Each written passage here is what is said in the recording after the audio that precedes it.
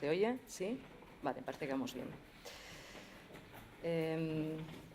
¿Por qué no hacéis caso que parezca? Esta es la pregunta que hemos escuchado en boca de un técnico municipal hace apenas un par de meses al presentar en un ayuntamiento un proyecto básico para realizar un familiar y obtener la licencia de obras. Y esta, por desgracia, es la pregunta que, aunque pueda parecer una perogrullada, llevamos escuchando pues, con ligeras relaciones del tipo, pero chicos, ¿no podéis hacer cosas un poco más normales? Oye, ¿por qué no os dejáis de líos y hacéis una arquitectura un poco más convencional? Bueno, pues los últimos 15 años, desde que mi socio, Víctor y yo, nos establecimos en Asturias bajo el nombre de Longo Roldán Arquitectos. Y esto nos ha hecho reflexionar mucho sobre el concepto de casa.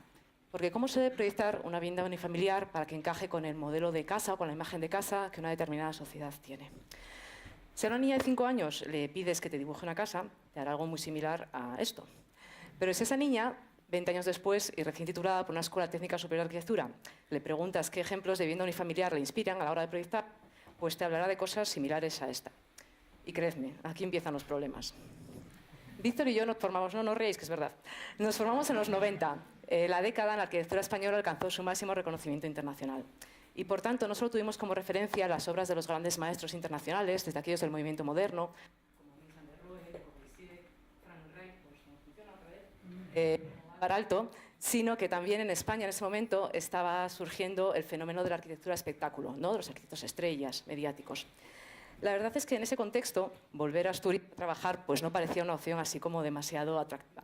Y de hecho no fue ni siquiera una decisión, sino el resultado de ganar un concurso internacional, un concurso nacional de ideas, uno de tantos a los que nos presentábamos, pero que en este caso en concreto trataba de un concurso para realizar un edificio en Gijón, la sede de autoridad portuaria en el Musel. Así que volvimos a Gijón, montamos un pequeño estudio, nos hicimos tarjetas de visita e incluso tuvimos la pésima idea de pagar para aparecer en las páginas amarillas, donde obviamente jamás nos llegó un cliente. Los clientes sí que llegaron, por suerte, poco a poco a aparecer, bien a través de otros concursos, bien por recomendación de profesionales con los que estábamos trabajando en ese momento en la redacción del proyecto Autoridad Portuaria, o como suele ser habitual en los inicios de la profesión, pues por el boca a boca de familiares y amigos. Y estos últimos clientes, sobre todo lo que nos demandaban, era un proyecto para una casa, para una vivienda familiar.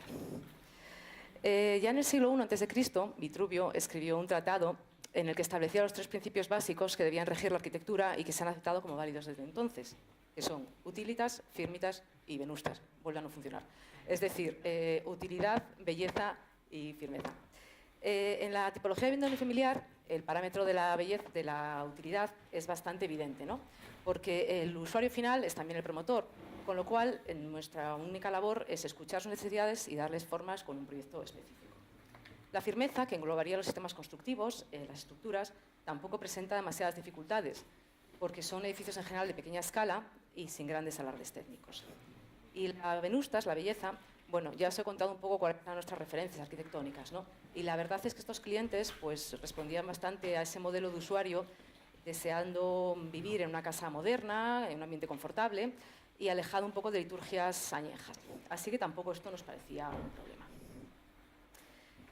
Pero hay un cuarto parámetro que creemos que es importantísimo en la arquitectura y del que, por desgracia, no se ha tenido lo suficientemente en cuenta, creemos, en los últimos tiempos, quizás por un exceso de apología de la globalización. Y es la implantación, es decir, el sitio. En Asturias, normalmente, salvo unas pequeñas áreas residenciales de baja densidad próximas a los centros de población urbana, la tipología de vivienda unifamiliar se ubica en lo denominado normativa como suelo no urbanizable de núcleo rural. Y especifico lo de denominado por la normativa porque la realidad con la que nos encontrábamos era que nuestros clientes habían nacido en unas parcelas que eran producto de segregaciones o parcelaciones recientes y que se encontraban en entornos que hacía mucho tiempo que habían perdido cualquier carácter rural, ¿no? Y tampoco nuestros clientes realmente se dedicaban a ningún tipo de actividad agrícola o ganadera. Todos ellos trabajaban en la ciudad, tenían un modo de vida esencialmente urbanita y el único motivo por haber comprado esa parcela y no una en suelo urbano urbanizable, pues era el económico. Y vinculado a este cuarto parámetro del que os hablo, al de la implantación o el sitio, aparece algo de lo que rara vez nos hablan las escuelas de arquitectura, que es la legislación local. Todo plan general de ordenación urbana tiene un capítulo denominado condiciones de la edificación, que no solo regula la ocupación en planta, o la altura, o la volumetría máxima, sino también un apartado que desde entonces se ha convertido en nuestro caballo de batalla, que son las condiciones estéticas de la edificación, que esencialmente lo que te obliga es a que cualquier nueva construcción pues, que imite la estética de la arquitectura tradicional. Y para ello pues, te obligan a hacer una vivienda con una cubierta a dos aguas, te limitan el uso de determinados materiales en la fachada o incluso intentan regular la composición de los huecos. Debo reconocer que en estos inicios profesionales, pues, quizás llevados por el entusiasmo de la juventud y por los deseos de poner en práctica todas nuestras ideas, entendíamos la normativa, o la legislación, como un corsé, ¿no? Como algo rígido, castrante, que nos tenía un poco así como aprisionados, ¿no? Y en nuestros primeros proyectos para vivienda unifamiliar, de hecho, pues lo que hacíamos sí que teníamos, evidentemente, muy en cuenta la especificidad de cada proyecto, la implantación o el tipo de vida del que debía ser el escenario, y a partir de ahí empezábamos a diseñar, a hacer unos croquis, unos primeros planos, etcétera, etcétera. Y a partir de ahí pues empezábamos a desarrollarlo y a pensar qué soluciones constructivas, qué materiales, la estructura y demás iban a encajar mejor con esa idea que teníamos de proyecto. Y claro, teníamos siempre en mente esta castrante normativa, pero como una imposición o como esa idea de que bueno, no íbamos a poder hacer ni una fachada ventilada, ni una cubierta plana, ni una ventana rasgada en la esquina, ¿no? Tengo que reconocer, aquí ahora que no nos oye nadie, que incluso alguna vez, si estábamos haciendo un proyecto que tenía una pinta similar a esta, pues a la hora de presentarlo al ayuntamiento lo dibujábamos tal que esto, para ver si colaba un poco. Ahora os voy a enseñar un par de viviendas unifamiliares de esa época. Esta vivienda, destinada a ser vivienda permanente de una joven pareja, sin hijos y temporal de los padres de uno de ellos, se encuentra en Argüero. Sobre una parcela esencialmente llana, grande, significaciones alrededor, sobre la que sopla un viento inclemente y de cuyo mantenimiento nuestros clientes nos dijeron que no querían preocuparse absolutamente para nada. A nivel formal, partimos de un volumen de planta cuadrada y la obligada cubierta a dos aguas, pero que así, bueno, en estos juegos nuestros pues íbamos cortando para generar pues, esos llenos vacíos, entrantes, salientes. Al final, bueno, el resultado es una edificación que, muy volcada sobre sí misma, que, abrazando un patio central que protege del viento, o sea, protegido por la propia edificación de los vientos dominantes y que se acaba convirtiendo en el corazón de la vida de sus habitantes. Esta otra vivienda se encuentra en Siero, es para una joven pareja de profesores universitarios con vocación de familia numerosa y se encuentra en una parcela con una pronunciada pendiente y unas magníficas vistas sobre el valle, como podéis ver. La topografía de esta parcela lo que nos induce es a proyectar un volumen marcadamente longitudinal, abierto sobre el sur, sobre el valle, y con una cubierta a un agua paralela a la pendiente. Pero, una vez más, tenemos que cumplir la normativa, con lo cual hacemos un segundo cuerpo emergente con una pendiente contraria. Por otra parte, nos viene bien para generar un espacio de acceso a la vivienda y cumplir la normativa. Estas viviendas obtuvieron licencia de obras y, por tanto, en teoría, cumplen la normativa. Y tras varios años, los clientes nos siguen mostrando satisfacción con ellas, con lo cual parece que también hemos dado bueno, respuesta a sus necesidades. Incluso una de ellas ha sido publicada en una revista de arquitectura. Nuestro ego como arquitectos también debería estar a salvo, ¿no? Sin embargo, a nosotros nos genera una cierta incomodidad, porque de alguna manera sentimos que hemos hecho algo tan perverso como si hubiésemos partido de una vivienda icónica de la arquitectura doméstica del siglo XX, la Casa de la Calzada, de Frank Lloyd Wright, que se inserta en un paisaje que además bien podría ser asturiano, pero para que cumpliese esa normativa de condiciones estéticas, le hubiésemos plantado una cubierta a dos aguas de teja cerámica curva y cumpliese. Os podéis reír, os puede hacer gracia, pero es un poco caricatura realmente de lo que sentíamos en ese momento, ¿no? Que había algo de lo que estábamos haciendo que no encajaba. Así que nos paramos y nos lo replanteamos todo. Intentamos entender el porqué de esa normativa que veíamos solo con una limitación castrante, ¿no? Entonces, rastreamos los anteriores planes urbanísticos, preguntamos a compañeros que habían participado en su redacción y, lo que es más importante, estudiamos, investigamos y descubrimos la verdadera esencia de la arquitectura tradicional asturiana. Porque la realidad es que la sociedad en general y los arquitectos en particular sabemos muy poquito de tradición popular. En las escuelas de arquitectura en la universidad estudiamos historia del arte, de la arquitectura, del urbanismo y leemos a Vitruvio, pero viendo el hecho de que Vitruvio, cuando hablaba de esa tríada de utilitas, firmitas y venustas, en el fondo se estaba refiriendo solo a la arquitectura, llamémosla culta, a los monumentos, ¿no? Aquella promovida y representativa de una clase hegemónica del poder, pero no a la popular. Porque la arquitectura popular es vernácula, surge en un lugar para dar respuesta a las necesidades de habitar, pero da también respuesta a las condicionantes particulares, ¿no? Y va desarrollando, digamos, que soluciones o tipologías que mejor se adaptan al entorno y luego desarrollando sistemas constructivos de una manera más o menos empírica y que se transmiten de generación en generación. Las particularidades formales, materiales, estéticas, difieren de una cultura a otra.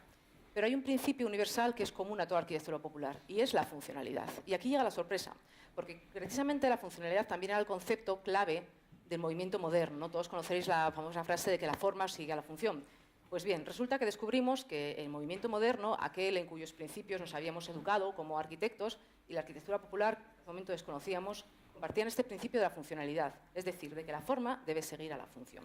Y en ese momento nos surge una duda. Vamos a ver. Si ambas arquitecturas comparten este principio, ¿por qué nosotros no somos capaces de generar una arquitectura en un lenguaje contemporáneo que se adapte al entorno, que responda a las necesidades de nuestros clientes y, sobre todo, que no nos obligue a pelear cada vez que intentamos conseguir una licencia de obras? La actual normativa es herencia de la redactada a principios de los años 80, con pequeñísimas variaciones, y en aquel momento la verdad es que sí que tenía su razón, ¿no? La realidad es que el mundo rural llevaba desde finales del siglo XIX sufriendo un inexorable y lentísimo abandono. Un abandono motivado por la quiebra del funcionamiento histórico del sistema productivo basado en una economía agrícola y ganadera. La realidad es que las caserías tradicionales habían perdido su identidad como unidades básicas de propiedad, de producción, de consumo y de vida social. Porque la arquitectura popular en el medio rural no era solo el conjunto de lo construido, sino también todo el espacio en torno a él. Un espacio que muchas veces será más imaginario que real, ¿no? La corrada, la antojana, la calea. Y sumado a este proceso de abandono, se estaba produciendo otro, que era el de la invasión. Es decir, se estaban trasladando al mundo rural funciones que eran más propias del mundo urbano. Entonces, la realidad es que estos dos procesos de invasión y de abandono lo que estaban motivando es que la arquitectura estuviese absolutamente transformando. Porque los originales moradores del mundo rural pues era una población ya muy envejecida, con escasos recursos económicos, y intervenía en lo edificado, intentando adaptarlo a las nuevas necesidades habitacionales, construían garajes, antenas parabólicas, aseos también, y lo hacían con los recursos que tenían a su alcance, con resultados la mayoría de las veces desastrosos. Y esta población, que estaba totalmente alejada ya del modo de vida rural, pues construía sus viviendas sin ningún tipo de legislación que regulase las condiciones de la edificación. Así que, en sus orígenes, la normativa sí que tenía su razón de ser. Por una parte, intentaba preservar y poner en valor la arquitectura popular y, por otra parte, intentaba evitar los desmanes cometidos en décadas anteriores. Es el resultado de esa normativa lo que no ha sido tan satisfactorio. Porque ¿qué sentido tiene realmente fosilizar formas que han surgido de modos de vida, de funciones ya totalmente desaparecidas? Y tenemos dos realidades, ¿no? Una realidad es que ese mundo rural ha desaparecido, y otra realidad es que se siguen construyendo viviendas en el ya anacrónicamente denominado suelo rural, y que los arquitectos, que somos los principales involucrados en este proceso, no sabemos dar respuesta con un lenguaje contemporáneo. Lo que sí ha permitido la normativa es que surjan este tipo de cosas, ¿no? Es una arquitectura que, si nosotros introducimos en Google los términos casa tradicional asturiana, saldría algo similar a esto. Esto no tiene absolutamente nada que ver con la arquitectura popular asturiana, ¿vale? Es un pintoresquismo absurdo, muy del gusto de los turistas, pero que realmente es un tipo de arquitectura que surgió a principios del siglo XX. Hubo un intento revisionista por establecer lo que se llamaría la arquitectura nacional castiza, ¿no? Que tenía que tener además su representación en cada lugar, y que dio lugar, bueno, a cosas como estas. Nosotros no podemos, por desgracia, nos encantaría, no vamos a poder hacerlo, cambiar la legislación. Lo que sí que hemos cambiado es un poco nuestro modo de entender la arquitectura, ¿no? Porque creemos que la arquitectura, más allá de tener que generar un espacio en el que guarecerse, tiene que tener una dimensión cultural, o sea, tiene que hablarnos del lugar y de la época habitada. Y, por tanto, aunque no cambiemos la legislación, siempre hemos cambiado un poco la manera de afrontar nuestros proyectos. Os voy a mostrar dos de los últimos proyectos que estamos llevando a cabo. Esta es una vivienda, estudio para artista y pequeño hotel rural en La Pereda, en Llanes. Un resquicio legal en la normativa, permitiendo la cubierta jardinada, nos permite pensar en una arquitectura que, más que integrarse con el entorno construido, sin ningún tipo de valor ni histórico ni artístico, lo hace con el paisaje. Así que, aprovechando la peculiar topografía de la parcela, con ondulaciones y depresiones, tallamos una de esas colinas existentes, la reproducimos con una única cubierta jardinada en continuidad con el terreno, que cobija todos los usos y diluye además así un poco los límites entre lo natural y lo construido. Esta solución constructiva además nos da una riqueza espacial bastante interesante, juega un poco entre lo tectónico, lo estereotómico, ¿no? Y además reduce el impacto visual al integrarse perfectamente con el entorno. Y la solución de cubierta jardinada, además, es un estupendo sistema constructivo en cuanto a aislamiento térmico, algo que, por otra parte, ya sabían los pastores de los puertos de montaña cuando utilizaban la cubierta de tapín para cubrir sus cabañas. Este otro proyecto se trata de la ampliación, es un proyecto muy modesto, es la ampliación de una casa de las llamadas de fin de semana en Llanera. La normativa lo que nos permite aquí es una ampliación de un 50% de la superficie, bien sea en planta o en alzado. Nosotros decidimos, para no elevar la altura de edificación, hacerlo en planta.